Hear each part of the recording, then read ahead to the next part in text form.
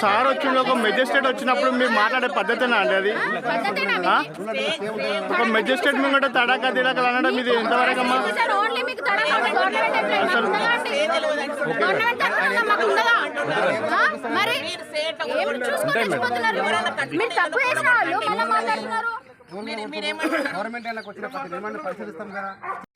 ఎందుకు కొడతావా?